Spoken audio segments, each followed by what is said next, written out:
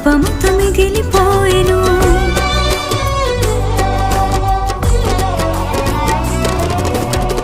పరిసయ్యుని స్వనీతి ప్రార్థన దేవుని మెప్పించలేదు. హృదయమున గర్వించి పాపముతో మిగిలిపోయెను.